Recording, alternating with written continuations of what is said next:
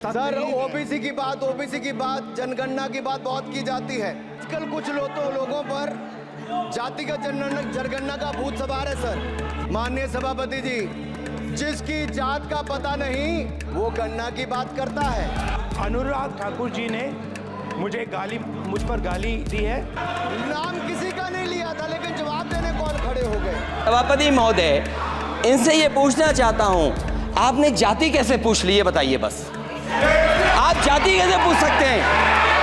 आप बताएं, जाति कैसे पूछ सकते हैं आप? जितना मेरा आप लोग इंसल्ट करना चाहते हैं आप खुशी से करिए, आप रोज करिए, मगर एक बात मत भूलिए, जाति जनगणना को हम यहाँ पास करके दिखाएंगे।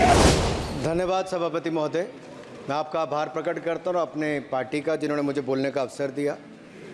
मैं बधाई देता हूँ श्रीमती निर्मला सीतारमण जी को, माननीय वित्त मंत्री जी को, जिन्होंने 7वां लगातार बजट दिया है। ये केवल केंद्रीय बजट नहीं, ये जन भावनाओं का बजट है, इसलिए मैं उनको बहुत बहुत इसके लिए बधाई देता हूँ।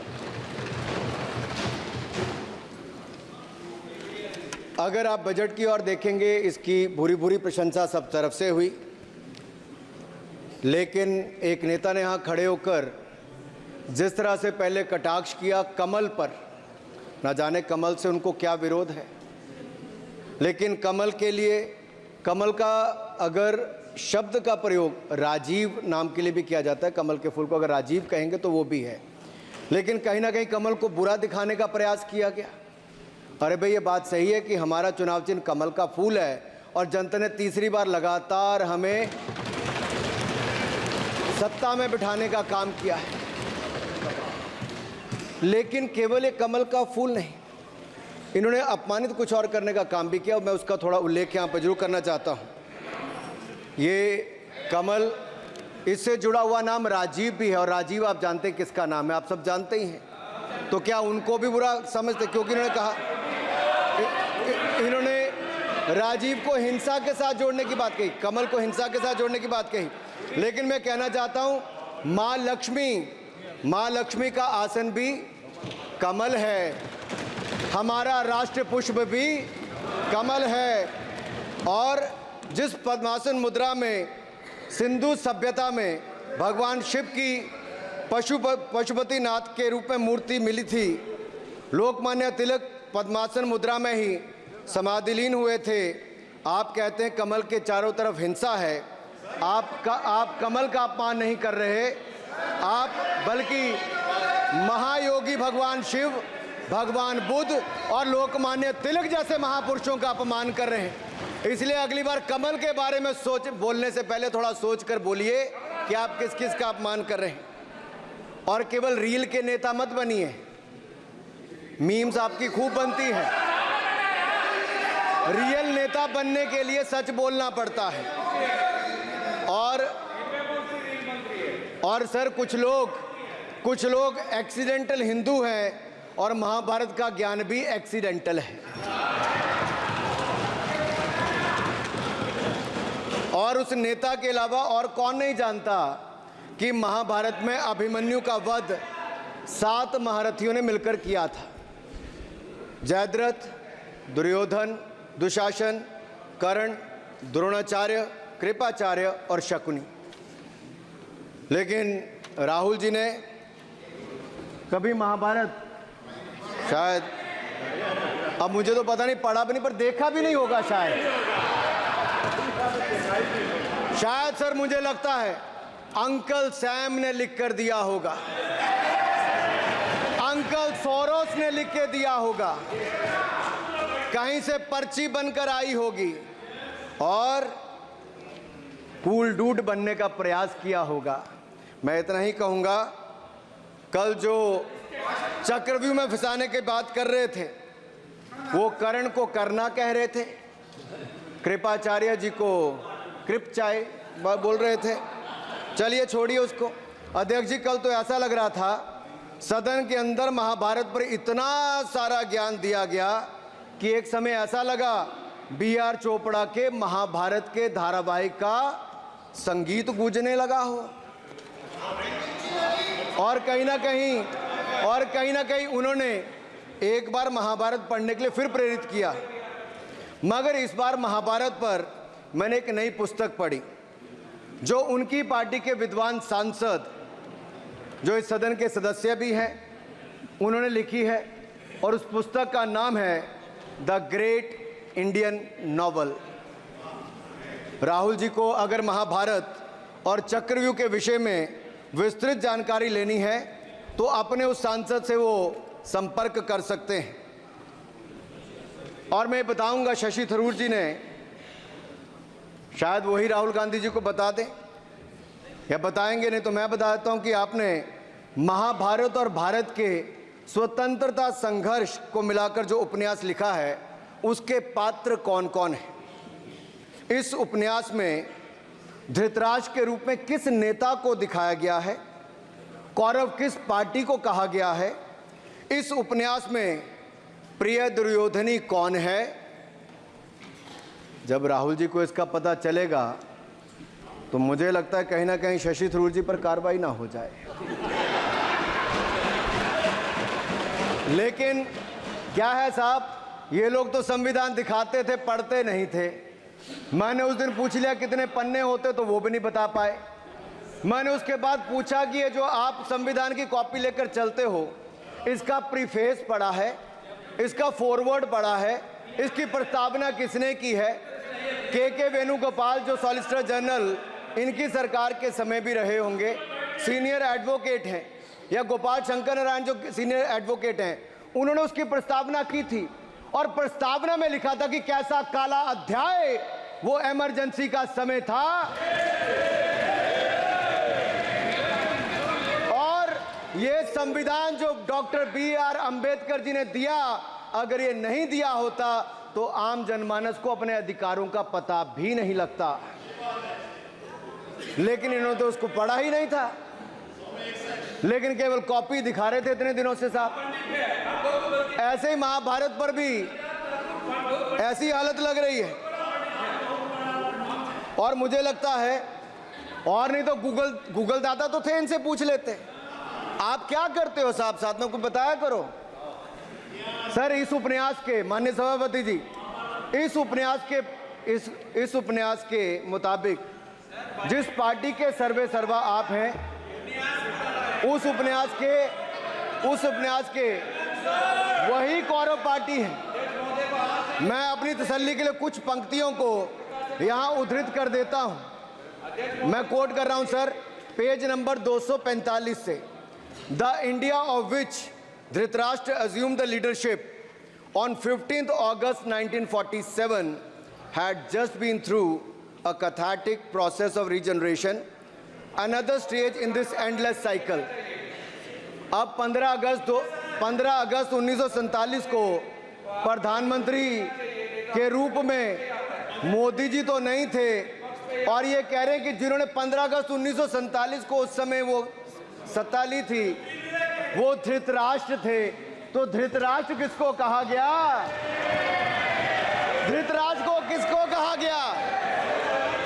अब आपने मुझे बांध रखा है। कल स्पीकर ने कहा है, स्पीकर महोदय ने कहा कि उस समय के लोगों का नाम नहीं लेना। तो प्रथम प्रधानमंत्री जी को धृतराष्ट्र मैंने नहीं कहा, इनके अपने ही सांसद ने अपने ग्रेट इंडियन नॉवल में कहा है। शशि थरूर जी कहाँ हैं? कहीं छिप तो नहीं गए?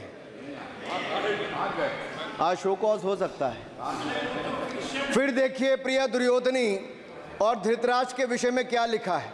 आई quote from page 293। In Delhi blind Dhritarashtra ruled with Priya Duryodhani by his side and he pledged the nation not so much to the gas and hot water of his Fabian preceptors but to smoke and steam of the modern industrial revolution. Their ancestors had denied this country. Sir ये सबको पता है कि इस देश के एकमात्र Fabian Samajwadi कौन थे, और ये फैबियन समाजवादी कौन थे उसके बारे में किसी और ने नहीं, आपके ही सांसद ने लिखा है। अरे वाह, इसमें तो आगे इमरजेंसी की चर्चा भी है, और जिसे इंदिरा गांधी जी ने थोपा था और इमरजेंसी के लिए उपयोग किया है। स्वागत दादा, you are not Shashi Tharoor please. ये देश इनकी यातनाओं का सर भुगत भोगी रहा इमरजेंसी के समय, और वो काला खंड वो काला अध्याय वो देश कभी भूल नहीं पाएगा, जिसने देश के लोगों को कठिन शब्द इमरजेंसी के बारे में भी बताया। सर, तो हम चर्चा कर रहे थे द ग्रेट इंडियन नॉवल के अध्याय 7th बुक की, जिसमें प्रिय दुर्योधनी और उनके प्रिय पात्र शकुनी शंकर डे देश में आपातकाल लगाने की योजना बना रहे थे। सर, मैं पढ़ता हूं कि शकुनी ने क्या कहा, I quote, What you could do now is to declare an internal seize, a grave threat to the stability and security of the nation ये जिस from बुक से आप internal disruption। जिस बुक को आप कोट कर रहे हैं उस बुक को आप सबमिट कर दीजिए। मैं कर दूंगा साहब, एक कॉपी आपको भी भिजवा दूंगा साहब, एक टेबल पे भी रख दूंगा। So what you could do now is to declare an internal seize, a grave threat to the stability and security of the nation from internal disruption. No one has ever defined the permissible procedures under an internal seize, which leaves it to more or less up to us to define them, Shakuni added. And the next, sir, from page 366, I quote, not to mention censorship of the press. Press hai? Not to mention censorship of the press, which is nowhere explicitly ruled out in the Constitution.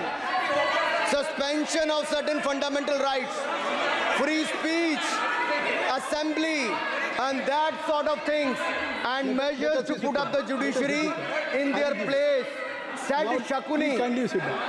Sir, ये किसी और ने नहीं, और मैं कहना चाहता हूं सर, माननीय अनुराग जी, एक किताब गौरव जी को भी भिजवा दीजिएगा। मैं खरीदेंगे सर, मैं कॉपी गौरव जी को भिजवा दूंगा सर। सर, इसमें जिनकी मैं बात कर रहा हूं वो हमारे उस समय की, सर, उस समय की प्रधानमंत्री थी जिन्होंने इमरजेंसी लगाई थी। एक नेता की स्वर्गीय दादी जी भी हैं, और मैं उनके नाम के आगे प्रियदर्शनी भी लिखा जाता था, और उन्होंने इमरजेंसी लगाई थी। लेकिन माननीय सभापति जी, मैं कहना चाहता हूं, दुशासन और दुर्योधन दोनों बहुत ही दुष्ट और बदमाश हो सकते थे, लेकिन उन्होंने भी कभी इमरजेंसी नहीं लगाई थी। दुशासन और दुर्योधन दुष्ट भी हो सकते हैं, दुश्मन भी हो सकते हैं, बदमाश भी हो सकते हैं, लेकिन उन्होंने भी इमरजेंसी नहीं लगाई थी। सर, पूरे उपन्यास में 74 बार कौरव और कौरव पार्टी की चर्चा हुई, हर एक में कांग्रेस का चरित्र झलकता है। राहुल जी सदन में हजारों साल पूर्व हुए महाभारत की कहानी सुना रहे थे, मगर उनकी अपनी पार्टी के पढ़े लिखे एक विद्वान पूर्व मंत्री और सांसद आज के महाभारत की कहानी लिखते हुए बताते हैं कि कौन कौरव था, कौन शकुनी था, कौन धृतराष्ट्र था, कौन दुशासन था, कौन दुर्योधन था, कौन कर्ण था। जरूर पढ़िएगा, सबके किरदार उसी में मिलने वाले हैं। और शायद जिस समय शशि थरूर जी लिख रहे थे, उस समय आपका टैलेंट इनको पता नहीं था, नहीं तो 100 पन्ने तो आप पे ही लिख देते साहब। आप चाहते कार्रवाई हो जाए। माननीय सभापति जी,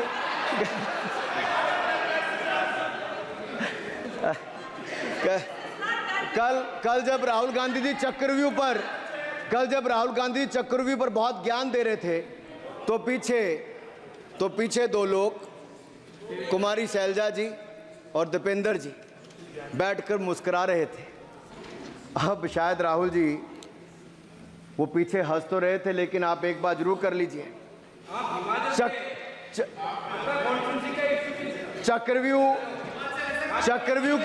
चक्रव्यूह के परिप्रेक्ष्य में इन दोनों से बेहतर कौन बता सकता है, हरियाणा के चुनाव आने वाले हैं। जान लीजिए कि कौन शकुनी है और कौन अभिमन्यु है, नहीं तो बहुत देर हो जाएगी। आपको एक और सुझाव है, और मैं इतना जरूर कहूंगा, आपने तो कई सारे चक्रव्यूह बनाने का काम किया सर, और जब उस समय किशोर अभिमन्यु पर कौरवों ने युद्ध नीति के विपरीत जाकर प्रहार किया था, तो मैं कुछ कहना चाहता हूं। इतने में पुत्र दुशासन ने पीछे सा था वार किया, निष्प्राण हुए एक गदा से सिर पर था प्रहार किया। मां धरती की गोद में वह आंख मूंद कर सो गया, अंबर का तेजस्वी तारा धूमकेतु सा खो गया, लेकिन कोई तारे का तेज फीका नहीं कर सकता। वीर गति पाकर अमर हुआ हो कभी नहीं मर सकता है। पुत्र सुभद्रा कुरुक्षेत्र में जिसकी अमर कहानी थी, 9 माह में सीखी विद्या जब 16 साल जवानी थी। अब उस अभिमन्यु को जिसने सारे चक्रव्यूह को तोड़ने का काम किया, मैं इतना ही कहूंगा, चक्रव्यूह का प्रसंग छेड़कर आपने अच्छा किया। इस देश ने बहुत सारे चक्रव्यूह देखे, कांग्रेस का चक्रव्यूह सर, इसके 7 किरदार मैं बताता हूं सर। पहला कांग्रेस, सर नाम लेने के लिए मना किया, मैं दूसरी तरह से बोलता हूं।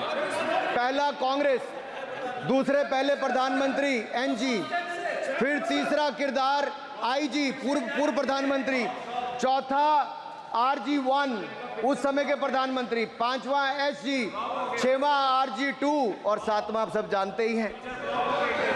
आप समझदार हैं, समझ गए होंगे सर। पहले चक्रव्यूह ने देश को विभाजन कराया, पहले चक्रव्यूह ने देश का विभाजन करवाया, और दूसरे जो एनजी उन्होंने देश को कश्मीर की समस्या दी और चीनियों को भारत की भूमि सौगात में दी, चीनियों को भारत भूमि सौगात में दी।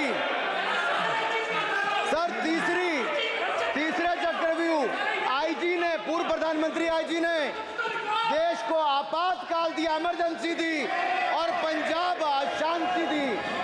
में अशांति दी।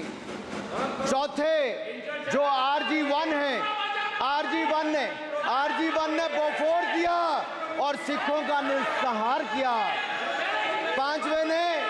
पांचवें जो ऐसी हैं, उन्होंने सनातन धर्म परंपरा के प्रति नफरत का नैरेटिव बनाया, 12 लाख के करोड़ के घोटालों को संरक्षण प्रदान किया, देश की आर्थिक अर्थव्यवस्था को भंवर जाल में फंसाया।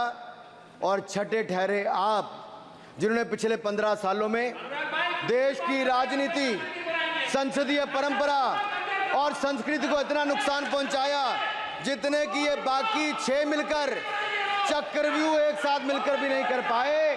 और रही 7वीं, उनका मैं नाम नहीं लूंगा, मैं इतना ही कहूंगा सभापति जी, 7 चक्रव्यूह ने मिलकर देश को गरीबी, भूखमरी, आतंकवाद, कट्टरवाद जैसे अनगिनत दुष्चक्रों में फंसा दिया था।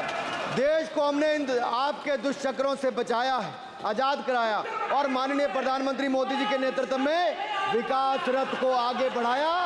आज दुनिया में भारत को 5वीं बड़ी अर्थव्यवस्था बनाया। आप जिस अभिमन्यु को घेरने की कोशिश पिछले 22 सालों से कर रहे हैं, गुजरात से लेकर दिल्ली तक, आपके योद्धा और आपकी सरकारें निपट गई, लेकिन आप उनको घेर पाए क्योंकि वो जनता के दिलों में बसे हैं। आज यहाँ 293 अभिमन्यु बैठे हैं, भले ही आपके पास करण जैसे धुरंधर हो, शकुनी जैसे कुटिल रणनीतिकार हो, धर्म हमारे साथ है, धर्म हमारे साथ है। भले ही आपके पास नारायणी सेना हो, लेकिन स्वयं भगवान कृष्ण हमारे साथ है, स्वयं भगवान कृष्ण हमारे साथ है।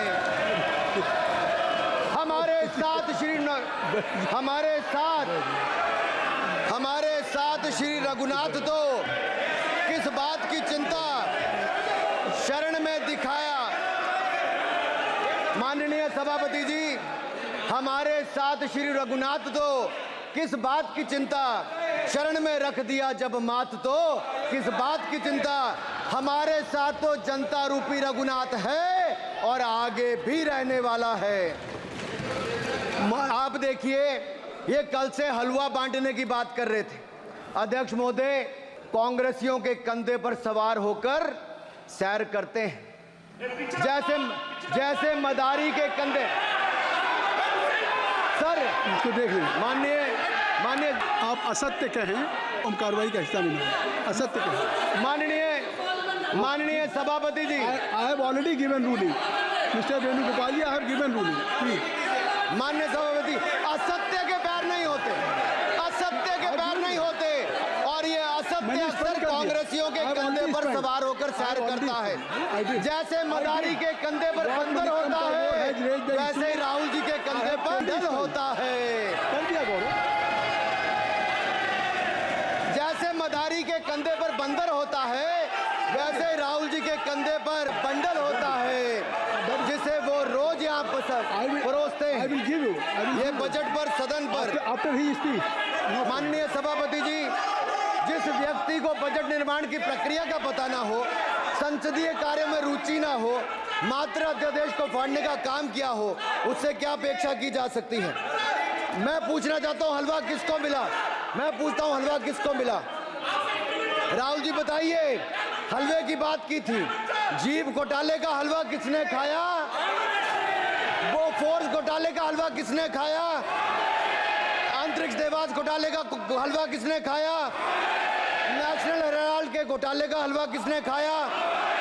सबमरीन घोटाले का हलवा किसने खाया? अगस्ता वेस्टलैंड घोटाले का हलवा किसने खाया? 2G स्कैम हलवा किसने खाया? कॉमनवेल्थ स्कीम का हलवा किसने खाया? कोयला घोटाले का हलवा किसने खाया? वाल्मीकि योजना घोटाले का हलवा किसने खाया? चारा घोटाले का हलवा किसने खाया? यूरिया स्कैम का हलवा किसने खाया? राहुल जी, हलवा मीठा था या फीका? माननीय सभापति जी, कुछ लोग ओबीसी की बात करते हैं। मैं ये कहता हूं, इनके लिए ओबीसी है। गौरव सुनिए, गौरव बड़ा इंपॉर्टेंट है। आप काइंडली एड्रेस टू द माननीय सर, इनके लिए ओबीसी का मतलब है only for brother in law commission, only for brother in law commission. और only for brother in law commission के लिए काम करने वाली पार्टी अदर बैकवर्ड कास्ट की बात करती है तो आर्नी को भी पंखे के साथ लटकर आत्महत्या कर लेनी चाहिए। मतलब जिस पार्टी ने अपने पार्टी के अध्यक्ष जो एक पिछड़े वंचित समाज से आते थे, उनको धोती से खींचकर पार्टी से बाहर निकाल दिया हो, उसके शहजादे हमें ज्ञान बांट रहे। अरे साहब, इनको पहले तो एलओपी का मतलब समझना पड़ेगा। ये लीडर ऑफ प्रोपेगेंडा नहीं, लीडर ऑफ ऑपोजिशन है। इसका मतलब लीडर ऑफ ऑपोजिशन है। On behalf of Sir, ये लीडर kindly listen me. माननीय अध्यक्ष जी, आप माननीय अध्यक्ष जी, मैं जवाब आपका दे रहा हूँ। माननीय सभापति जी, माननीय मंत्री जी, एक मिनट चुप रहिए। सुनिए, माननीय गौरव जी, आप या माननीय सदस्य जो कह रहे हैं, मैं समझता हूं कि माननीय राहुल जी एलओपी, उन्होंने भी बात कही सरकार पे या सरकार के मंत्रियों के लिए नाम लिया, तो उसका जवाब अगर वो दे रहे हैं, अनपार्लियामेंट्री वर्ड जो होगा उसको मैं स्पंज करता हूँ। मैं अनपार्लियामेंट्री अनुराग ठाकुर जी। सर, माननीय अध्यक्ष जी, माननीय सभापति जी, आप देखिए, मैं इतना ही कहना चाहता हूं कि अब बंद कर दें, क्योंकि एलओपी का मतलब लीडर ऑफ प्रोपेगेंडा नहीं, लीडर ऑफ ऑपोजिशन होता है। अब संधि है, ठीक है, असत्य है, निराधार। जी सर, जी, उसके ठीक है, निराधार है सर। ओबीसी की बात, जनगणना की बात बहुत की जाती है। माननीय सभापति जी, जिसकी जात का पता नहीं वो गणना की बात करता है।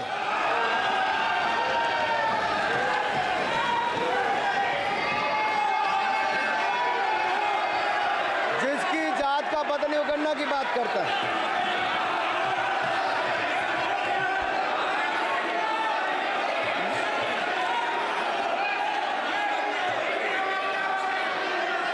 माननीय सभापति जी,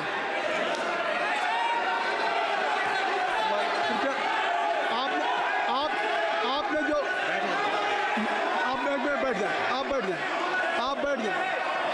आप बैठ जाएं। माननीय अखिलेश जी, आपने जो बात उठाई है मैं उसको दिखवा लूँगा। मैं आपकी बात को ले रहा हूँ। उन्होंने जो बात कही है, आप जो विरोध कर रहे हैं, मैं उसको दिखवा लूँगा। आपने जो बात कही उसको मैं दिखवा लूँगा।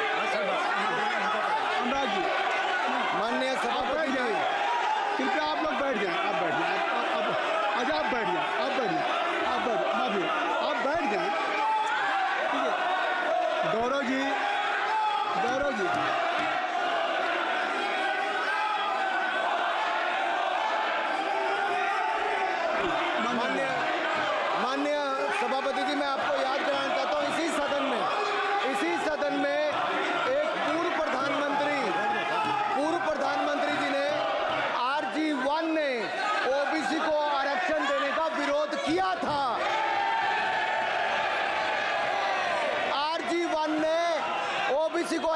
करने का विरोध किया था। एक मिनट माननीय मंत्री जी, एक मिनट। लीडर ऑफ अपोजिशन बोलना चाहते हैं, आप लोग बैठ जाएं। माननीय मंत्री जी की स्पीच, माननीय अनुराग जी की स्पीच खत्म हो जाए। बैठे बैठे आप लोग बैठ जाएं। मैं आपको सर, उन्होंने मुझे इंसल्ट किया, मुझे बोलने दीजिए। उनकी बात खत्म हो जाए। सर, उन्होंने इंसल्ट किया मुझे। उसके बाद मैं आपको अवसर दूंगा। नहीं सर, नहीं, उनके बाद अवसर दूंगा, आपको अवसर दूंगा। बैठ जाएं, आप बैठ जाएं, अवसर दूंगा। उनकी स्पीच खत्म हो जाए। प्लीज आप बैठ जाओ। अनुराग जी, कल किस को इंसल्ट कर रहे थे? आपको अवसर दूंगा, आपको अवसर दूंगा। अजय एक मिनट बैठ जाए, आप बैठ जाए। सर मैं क्लैरिटी कर दूं। सर मैंने कहा एक मिनट बैठ जाए आप। सर, एक मिनट बैठ जाए आप। सब लोग बैठ जाए। अच्छा, आप सब लोग बैठ जाए। चल, अब लीडर ऑफ अपोजिशन को मैं बुला रहा हूँ। अब ये पर is it fair if I am allowing to your leader of opposition, is it fair? मैं फिर मैं उनको बुला लूँगा। नहीं तो मैं आपको बुला रहा हूँ तो पहले बैठ जाएं। पहले लोग बैठ जाएं। पहले बैठाइए सर। सब लोग बैठ जाएं। पहले सब लोग बैठ जाएं तब मैं आपको अलाउ करूँ। सब बैठ जाएं, मैं आपको अलाउ करूँ। मैं आपको अलाउ करूँगा, सब बैठ जाएं। मैं अलाउ करूँगा।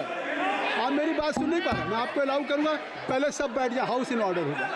गौरव जी आप भी बैठ जाएं। मैं लीडर ऑफ अपोजिशन को अलाउ कर दे रहा हूँ। अगर आप ये कह रहे हैं कि हमें इंसल्ट किया गया, मैं बिल्कुल आपको अलाउ कर रहा हूँ। सर दीजिए सर, बोलने दीजिए सर। मैं आपको अलाउ बोलने दीजिए सर। ऐसा नहीं सर बोल बोलने दीजिए सर। मैं आपका नाम तो लूँ। राहुल गांधी जी। स्पीकर सर, देखिए, जितना मेरा आप लोग इंसल्ट करना चाहते हैं, आप खुशी से करिए, आप रोज करिए, मगर एक बात मत भूलिए, जाति जनगणना को हम यहां पास करके दिखाएंगे। धन्यवाद। जितना इंसल्ट करना करिए। अरे तो अपनी जाति भी दिखनी पड़ेगी उसमें। आप चुप रहें। श्री अनुराग ठाकुर जी, देखिए हमने समय दे दिया, अब आप बैठे। ये तरीका नहीं है, नहीं ये तरीका है। आपको हमने टाइम दे दिया। क्या? आप बैठ चुके हैं, आप बैठ चुके। ये नहीं है, आप बैठ चुके। श्री अनुराग ठाकुर जी। सर मुझे लगता था कि इनको भाषण देने से पहले पर्ची आती होगी। हमने आप, लेकिन हर बार इंटरवेंशन के लिए पर्ची आती है अपने बलबूते पर। सर उधार की बुद्धि से राजनीति नहीं चलती है। उधार की बुद्धि से राजनीति नहीं चलती है। यहाँ पर्ची लेने से काम नहीं चलता है। आप बोल के हटते हो, फिर पर्ची आती, फिर बोलते हो। ऐसे कैसे चलता है? माननीय अध्यक्ष जी, माननीय सभापति जी, एक minute. I am not yielding sir. I am not yielding sir. बिठा के आपको बिठाया, बुलाया। अब मैं नहीं करूँगा। मैंने आपको अनुराग ठाकुर जी को बिठा के आपको मैंने समय दिया, तो अब अनुराग ठाकुर जी बोलेंगे। चलिए सर मैं इतना ही कहूंगा, उधार की बुद्धि से राजनीति नहीं चलती है। आजकल कुछ लोगों पर जातिगत जनगणना का भूत सवार है सर। लेकिन मैं इतना कहूंगा सर मैंने क्या कहा था सर माननीय सभापति जी, मैं गंभीर बात कर रहा हूं, ये नहीं सुन रहे। मैंने कहा था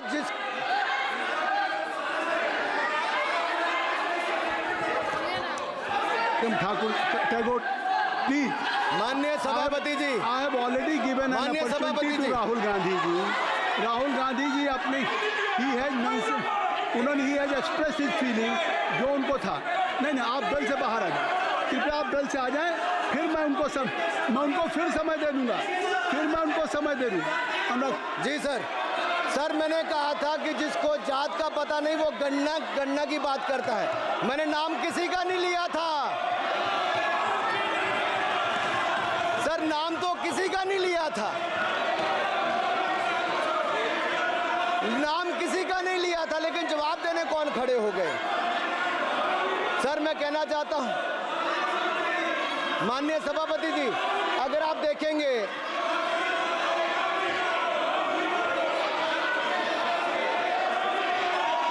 मैंने अनुराग जी को बिठा के मैंने माननीय राहुल गांधी को समय दिया। मैंने अनुराग ठाकुर जी को बिठा के, तो कृपया आप लोग जब एलओपी को टाइम मिल गया तो आप सदन में व्यवधान अब फिर बोलना चाहते हैं। आप खड़े हो जाइए, आप फिर बोलना चाहते हैं, खड़े हो जाइए। चलिए खड़े हो, आप लोग जाइए बिल से बाहर। LOP please LOP I am giving. तो आप बेल से तो जाइए सर स्पीकर सर, अगर मैं आपके एलओपी को टाइम दे रहा हूं तो आप ये क्या मतलब? माफी मांगे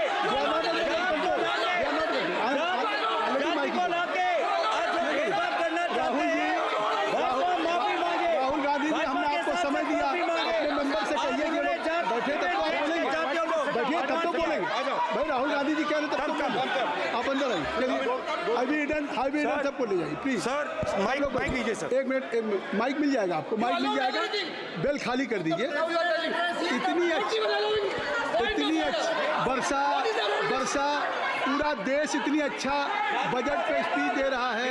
you have already spoken.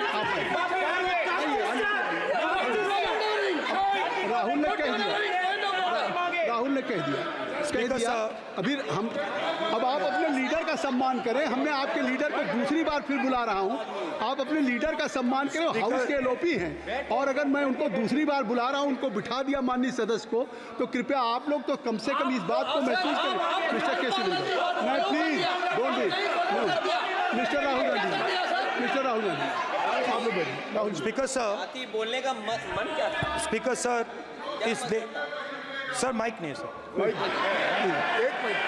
Mic यहाँ से नहीं जाता। स्पीकर सर, मैं नाम जो ले भी दूंगा, माइक आ जाएगा। स्पीकर सर, जो भी इस देश में दलितों की, आदिवासियों की, पिछड़ों की बात उठाता है, जो भी उनके लिए लड़ता है, उसको गाली खाना ही पड़ता है। और मैं ये सब गालियां खुशी से खाऊंगा, क्योंकि महाभारत की बात हुई तो महाभारत में अर्जुन को सिर्फ मच्छी की आंख दिख रही थी, उसी प्रकार मुझे सिर्फ मच्छी की आंख दिख रही है। जाति जनगणना हम करा के दिखाएंगे, खत्म। आपको जितनी गाली देनी है आप दीजिए, हम खुशी से लेंगे। धन्यवाद गौरव, धन्यवाद श्री अनुराग ठाकुर जी। गौरव जी, नहीं गौरव जी, आप देखिए गौरव जी, आपको हमने समय दीजिए। खत्म हो जाएगा सर, श्री राहुल गांधी, खत्म हो जाएगा सर, श्री राहुल गांधी प्लीज। राहुल गांधी जी, ये तय कर ली मुझे जब आप चाह रहे हैं मैं आपको बोलने का अवसर दे रहा हूं। हाँ सर, तो कम से कम गौरव जी आपके बोलने के बाद ऐसी परिस्थिति न क्रिएट करें कि स्पीकर सर, सदन को चलाने की जिम्मेदारी जितनी सत्ता पक्ष की है उतनी प्रतिपक्ष भी है। अनुराग ठाकुर जी ने मुझ पर गाली दी है। नहीं कोई मुझे सब बोलने दीजिए सर, मुझे उनको बोले सर अनुराग ठाकुर जी ने मुझे इंसल्ट किया है, मगर मैं अनुराग ठाकुर जी से कोई माफ़ी नहीं चाहता हूं। मुझे कोई माफ़ी की ज़रूरत नहीं है। मैं लड़ाई लड़ रहा हूं, जितनी आपको गाली देनी है मैं आपसे कभी माफ़ी नहीं मांगूंगा, मुझे आपकी माफ़ी नहीं चाहिए। राहुल गांधी जी, मैं चेयर पे हूं और चेयर का काम है कि अगर कहीं भी कोई असंसदीय या किसी को गाली दी गई तो मैं उसको देखूंगा, मैं उसको कार्रवाई निकालूंगा, मिस्टर के उसको निकलवाऊंगा। ठीक है, आप नहीं कर रहे हैं, लेकिन अगर दी है तो मैं उसको कार्रवाई का हिस्सा दिखवा के उसको स्पंज करूंगा। ठीक, आपने कह दिया। सुन रहा हूँ मैं श्री अनुराग ठाकुर जी, माननीय सभापति जी,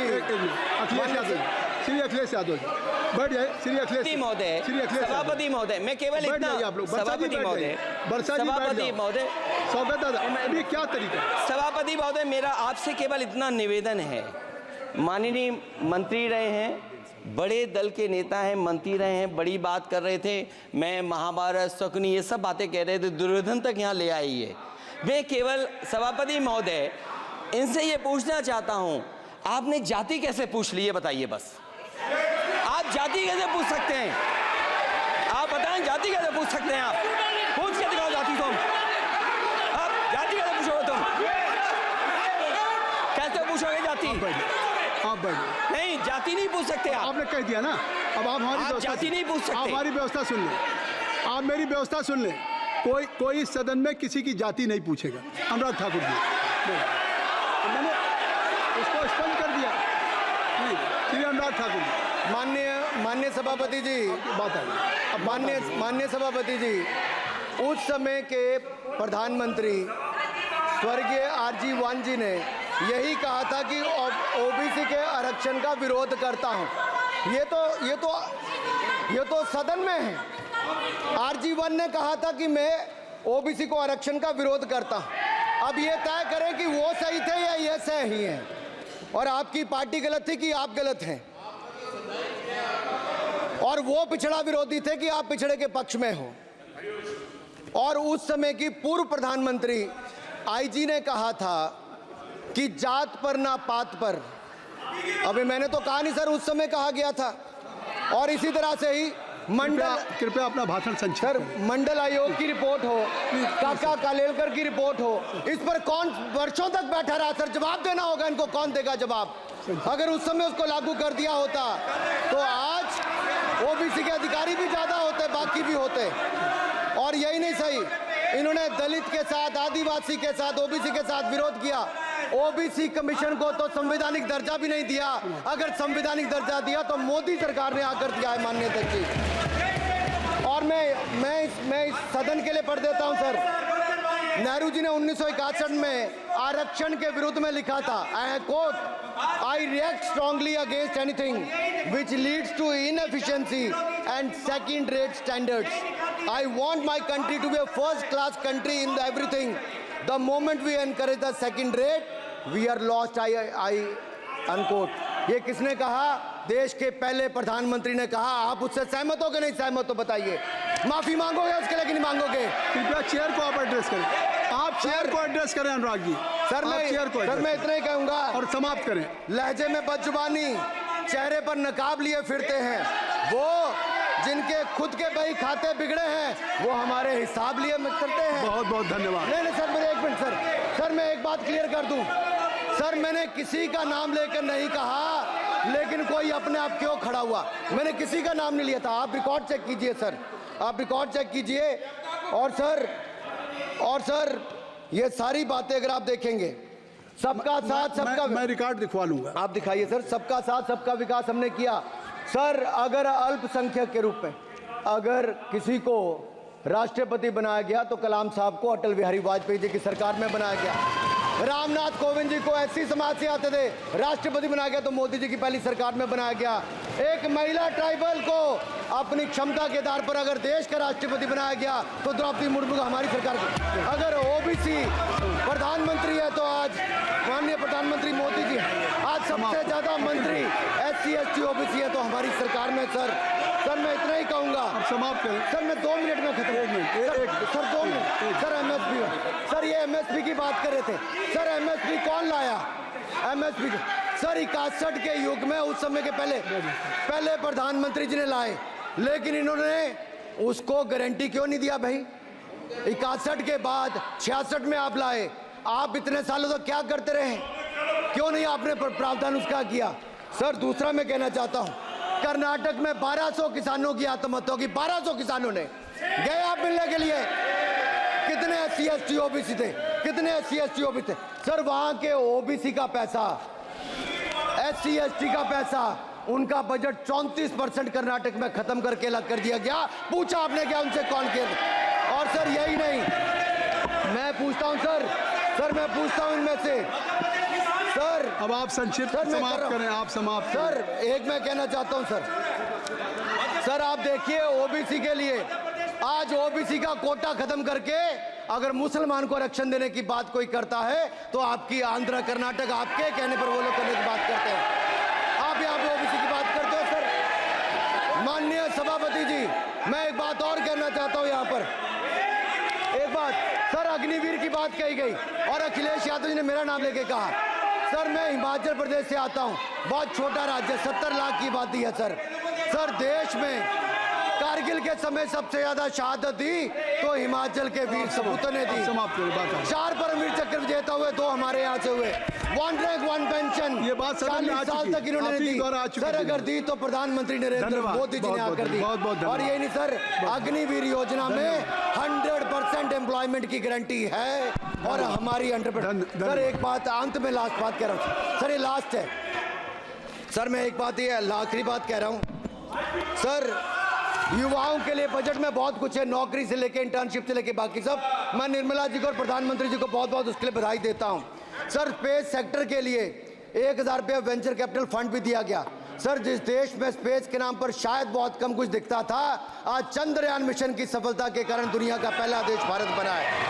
सर यही नहीं सर, इनके समय हेमराज का गला रेत कर ले गए थे, वापस नहीं लाए थे, हमने सर्जिकल स्ट्राइक करके अपनी सेना को मजबूत किया सर। डॉक्टर प्रदीप, स्टार्टअप में सर हम नंबर 1 बने। सर आखिरी लाइन है सर 30 सेकंड सर, आखिरी लाइन सर, ये कहते हैं देश में डर का माहौल।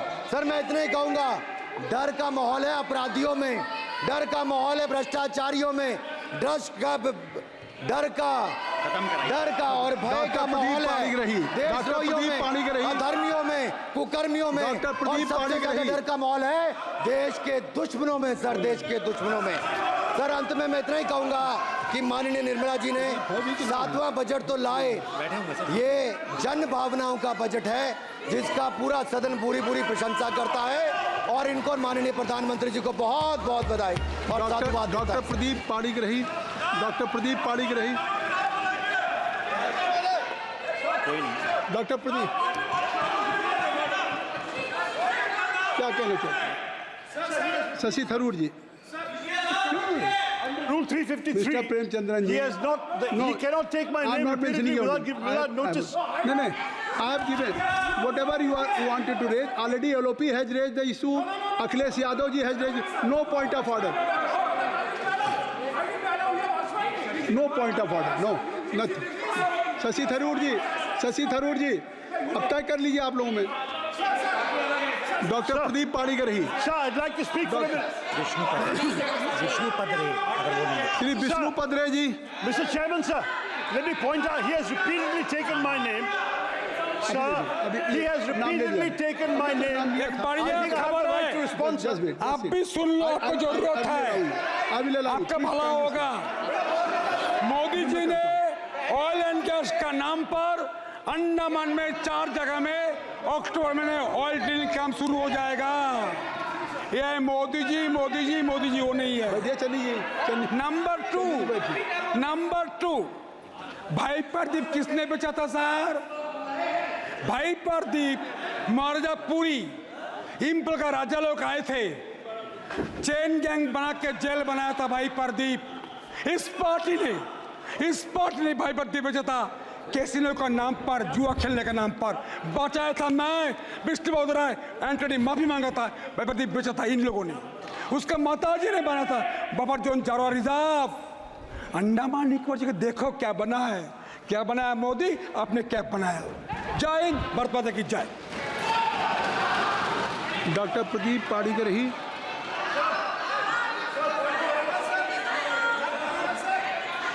सर क्या चाहिए बताइए, क्या चाहिए सर? नहीं क्या चाहिए? नहीं है तो छोड़ दीजिए, महामंत्री को खड़ा करते हैं ना, फिर और क्या? मंत्री जी को बुला लीजिए। शशि थरूर जी। लो सुन लो सर, ये 353 allegation. Sir, I just want to point out, sir, that under rule 353, the honourable member has no business taking my name repeatedly without providing notice, sir. And the notice was not given.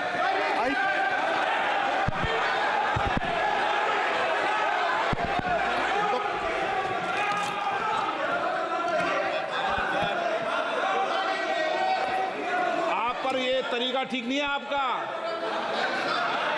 ऐसा नहीं है। बोलिए क्या point of order है, number बताइए point of order का। Point 353, sir. 353 He has दोबारा। repeatedly taken my name without notice. अब आप लोग 352 और 353 को पढ़ी लो। आज सुनो एक बार, बैठो। Sir, I have been, पढ़ लो इसको। I have the right to पढ़ाते हो respond, मुझे sir. डेली के daily. Sir, I have the right to respond. Do I not? पढ़ाओ, बोलो। The gentleman has repeatedly taken my name and quoted me. I mean, I should be grateful that he has revived a 35-year-old book of mine, which he has quoted extensively, The Great Indian Novel, published in 1989, which is a satirical novel, which unfortunately the gentleman has missed the satire. I do want to point out, sir, that the fact is that we have recently fought the elections of 2024 and not the elections of 1989. So that's the first point, is to understand the context in which this has been written. Second, and more important, sir, I think it's important to understand that whereas many things have been said in the course of writing novels, there are also many subsequent books I have written which he could have quoted where he may be somewhat less happy with the result. And thirdly, sir, as far as there are many, many people on that side of the fence who have said many things far more recently against their own party, which he should remember can also be quoted back at them. So I think at this point, sir, this is not a literary discussion. I'm grateful for this, but I don't believe this is the right way to proceed in this matter. Thank you, sir. Sir अगली बार नए novel का इस्तेमाल कर लेंगे sir. सारे सदन को रोज सदन में इस किताब को उठाते हो आप, और रोज एक कानून उठाते हो 352, 353 बाइबल है। तो ये दो बाइबल के दो अंश आज मैं पढ़ के सुनाता हूँ पूरे सदन को इस Bible.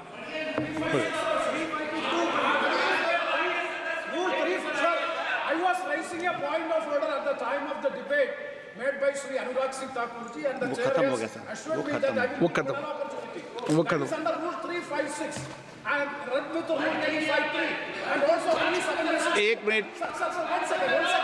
What is the purpose of the point of order? When a debate, there is no mic. आपको मैंने अलाउ नहीं किया। Allow करो। नहीं Sir, one second. एक प्रेमचंद्र जी, प्लीज माननीय वित्त मंत्री जी, प्लीज बेटे नहीं।